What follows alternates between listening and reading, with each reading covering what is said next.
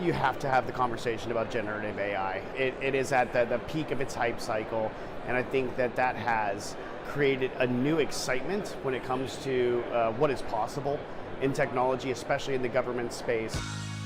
The buzz was unmistakable. State CIOs and about 850 of their closest friends realizing that we may be living through a tipping point, the likes of which we haven't seen in decades. Recorded live at the NASCIO Midyear in National Harbor, Maryland, we are putting the future of AI in context. TFIC takes you deeper into the stories that are shaping the future of state and local government. To boldly go where no man has gone before. You're not Buzz Lightyear. I'm Siri. And I'm Google. And I am Alexa. Alexa seems so smart. I think we'd have a lot to talk about. Pew, pew. From government technology and governing, this is The Future in Context.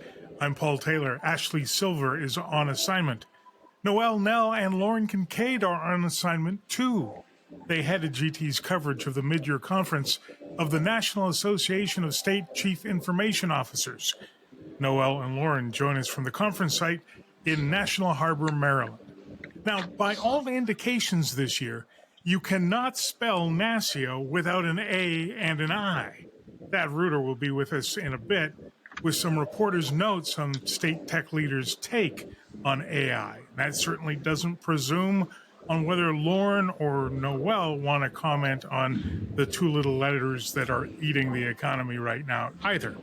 Noelle, let's start with you. What stood out this year at the midyear? What was the vibe? And where was the energy?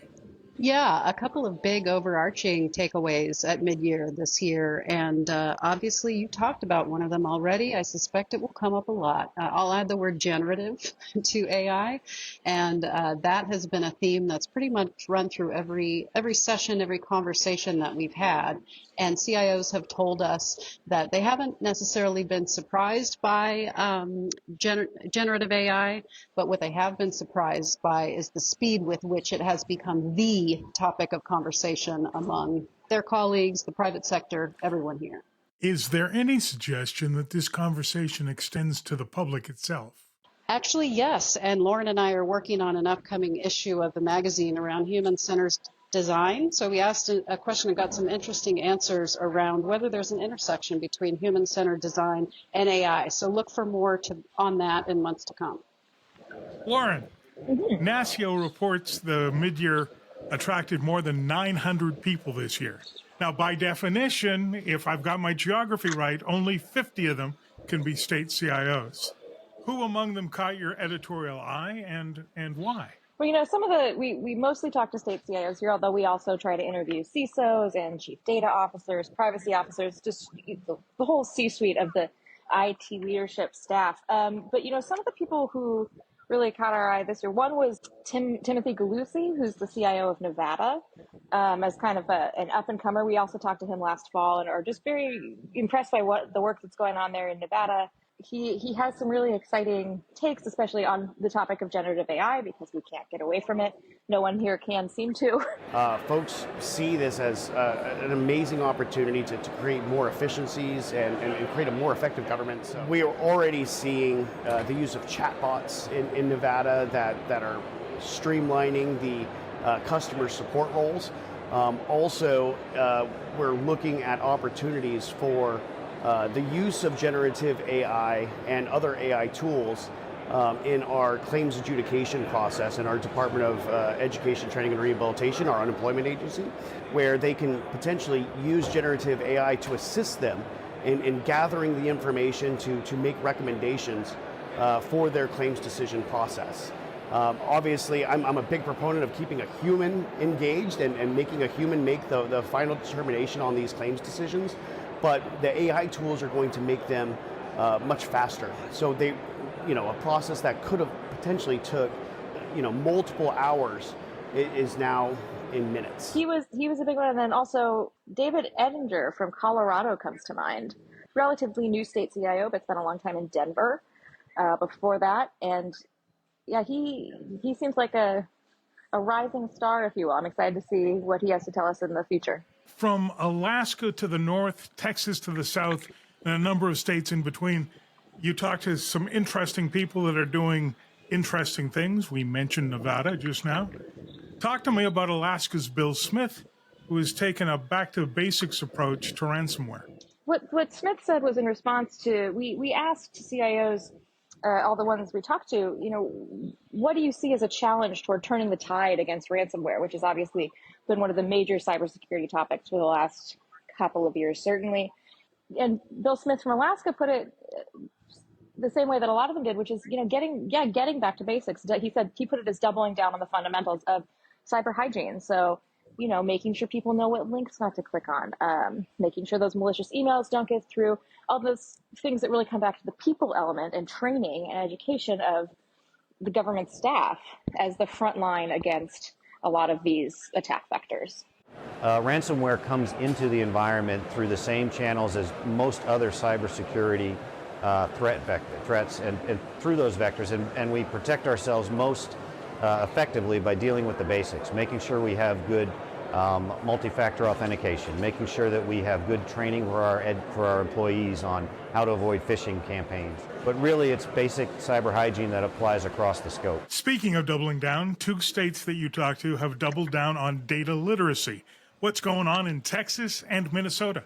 Yeah, data literacy, I would say, would be another major theme that was on the agenda a few times here at NASCIO, Paul. And we spoke with the CIOs that we spoke with. Many of them were reluctant to talk about it, honestly, which kind of jives with a NASCIO survey that was recently released that says most people are just getting started on a data governance program, a data management program, so they were reluctant to talk about that. But that does seem to be the general state of affairs among states. However, we did talk to a couple standouts, and one of those was Minnesota CIO Tarek Tomes, who talked about how foundational data literacy is to their work in Minnesota, to the point where it's a fundamental part of their employee training program. It's got to be refreshed annually, really runs through so much of their work. We try to really push the policies and laws and support the statutes that are in place, that each agency has to have robust data retention schedules that really covers the classification and the various classifications of data. It is a core part of employee training. So all employees have to take data literacy training on an ongoing annual basis. And just that continued opportunity to use tools, those data retention policies, to educate people on the important role that data plays. He also pointed to an example of a new agency that the state has just formed that brings together a lot of folks in the children and family services area, and pointed to that as an opportunity for data, to bring the data of what were previously separate agencies together and to try to do some good things for the people of Minnesota. Tell me a little bit more about the conversation with Amanda Crawford out of Texas. Texas is really quite mature, relatively speaking, in the data literacy area. NASCIO had a session devoted to the program that they've developed, which is almost a couple years old now, but they've got a lot of published data literacy and are really kind of evangelizing that with folks throughout the organization, from the practitioners that are really kind of in the weeds, if you will, on data, up to executive leadership, which, as we know, is a very important constituency as well. The program is really designed around educating the end users. So both practitioners of data that are using this all the time, so we dive in deep and get into the weeds with those folks on these modules, but also for the consumers of it. So for business executives, we want to make sure that leadership understands the value of data, the importance of supporting those sorts of programs, and what they can get from and how it can drive better business decisions by using strong data. Very often, cybersecurity has bookended NASCIO conferences. This year seems to have been much the same. Federal support for state-level cybersecurity measures has long been a high priority for NASCIO and its lobbying efforts. How is that working out in that other Washington, the Washington in which I reside? Yes, well, it was interesting because our first conversation was with Washington State CIO Ralph Johnson, who was basically raising a hand to say, hey, all of this AI and generative AI is fascinating, interesting, and important. However, let's not totally redirect our focus away from cybersecurity, which, as we all know, remains really high on priority lists. So there's that infusion of federal funding. We're now nearing the application deadline for year 2. States are really in an active role working with their local governments to fund various aspects of their cyber program to get them, to advance their maturity. Johnson specifically spoke to training, assessments, policy development, and they were able to do quite a bit of work in year 1, and they already had some projects outlined for year 2. We got so many applications in year 1 that were good, that we held back on a few of them and said, we're going to fund these proposals out of year 2 dollars. So out of the approximately $7 million that we got in year 2, we pre-allocated about $2 million of it to proposals that came in year 1's funding stream. Thad, let's bring you into the conversation. What stood out at the midyear? I think it was a big surprise. I mean, everyone's talking, at least in general, in vague ways, about how AI is going to impact privacy. It's part of a bigger concern about, bias in AI, data, protecting the data that's out there.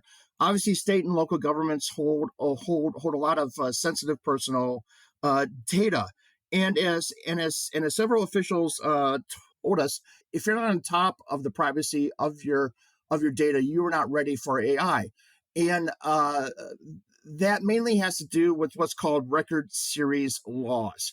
Those laws, in general, pretty much govern how state and local agencies are supposed to protect and also dispose of personal identifying information. Well, some of those steps haven't exactly been followed 100%. There's a lot of complications to it. It's a big job. But as some of these officials pointed out, if citizens, if residents basically learn that AI is training on this data that was supposed to be disposed under these record series laws, that could lead to less than full trust when it comes to AI use cases used by state and local agencies. So these officials were urging attendees, were urging state tech leaders and vendors as well to do a deeper dive on what record series laws means to them, to get on top of the technicalities of record series laws. If not, they could be hitting a big hurdle coming up in the next few years. Interesting stuff. Thanks, Thad. Thank you for your time, Paul. And I got to say, it was a great conference. I came away with a lot of new energy and a lot of new story ideas. So what's next? What's in store for NASCIO and its members in the year or years ahead? I think it'll be really interesting to see how this generative AI conversation continues to develop. Last year at this same conference in National Harbor in the spring, we were kind of having these early conversations about AI with a lot of CIOs. And then by the time we saw them again last November, the conversation had changed. It had, everyone knew what generative AI was. They had a grasp of how they might use it. And I mean, even since then, it's picked up even more as has become clear by all the sessions at this conference, by the, like Noelle said, everyone's telling us, we knew Gen AI was coming. We didn't know it was coming this fast. So I think it'll be really interesting to see what's next. What will this conversation look like in 6 months when the conference reconvenes in New Orleans in October? What we saw that was new this time around AI is, in the past several months, everyone's working on their guardrails and guidelines and developing their advisory boards and such. We started to hear from a couple leading states that are pretty deep into their sandboxes at this point, which is kind of exciting. So we heard that from Georgia as well as Massachusetts. I suspect they're not the only ones, but a couple of the early leaders for sure. So we'll definitely be digging into those, if you will, pardon the pun, in the coming weeks on GovTech.com. Very good, and we'll put links to those stories that are up as of this week in the show notes at tfic.tech. Thank you both. Safe home. Thanks, Paul. Noelle, Lauren, and Thad are members of our editorial and production team, as are Theo Douglas, Zoe Manzanetti, and Kaylee Tedrow. Our editors-in-chief are Dustin Heisler and Kathleen Robinette. And that will do it for us from NASCIO Midyear 2024 in National Harbor, Maryland. We'll be back again soon to put more of the future in context.